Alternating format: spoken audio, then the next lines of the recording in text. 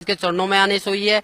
और इसके अलावा किसी भी मुसलमान पंथ या किसी भी मुसलमान प्रवक्ता के पास ऐसा कोई भी मार्ग नहीं है। मैं खुद एक मुसलमान होके आप सभी भाई बहनों को ये बताना चाहता हूँ कि जितना भी मैंने नमाज पढ़े, मुझे पता है नमाज में क्या पढ़े, नियत बांधते हैं उस अल्लाह ताला के बारे में, फिर बोलते हैं सना सुबहानक अल्लाहुम्मा व बिहम्दिका व तबारक अस्मुका। इसकी हिंदी निकाल के देखो, आप इसकी हिंदी निकाल के देखो, उसमें आपको कहीं भी नजर नहीं आएगा कि आप किसी परमात्मा की प्रार्थना कर रहे हो, क्योंकि ये प्रार्थना है ही नहीं, आप तो आदेश दे रहे हो। मैंने एक हिंदी निकाल के देखा, अल्हम्दुलिल्लाहि रब्बिल आलमीन अर्रहमानिर रहीम मालिक यौमिद्दीन इय्याका नअबुदु व इय्याका नस्तईन इहदिनस सिरातल मुस्तकीम सिरातल लजीना अनअमता अलैहिम गैरुल मगदूबी अलैहिम वनद्वालिन आमीन। ये प्रार्थना हम शुरू में पढ़ते थे, बट इसका कोई मतलब ही नहीं निकला। क्यों नहीं निकला?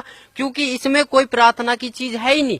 हम तो आदेश दे रहे हैं कि ए पैगंबर तू वहां जा, तू फलानी जगह कर, तू ये काम कर, तू ये काम कर, ये तो हम एडवाइस कर रहे हैं। पर हम प्रार्थना, हमें एक प्रार्थना करनी है, हमें नमाज का मतलब समझना है। नमाज चीज क्या है? नमाज का मतलब जो है परमात्मा बताते हैं कि नमाज का मतलब होता है कि अरदास लगाना, अपनी प्रार्थना लगाना, नित्य नियम करना। हमें 5 टाइम की नमाज दी है, फजर, जोहर, असर, मगरिब, ये 5 टाइम की जो नमाज दी है। पर आज लग हमने नमाज कौन सी सच्चे दिल से पढ़ी? कहीं भी हमें इस फजर की नमाज में जकात अलग हो जाती है, सुन्नत अलग हो जाती है, रकात अलग हो जाती है, कुछ भी अलग हो जाता है, पर परमात्मा तो एक है।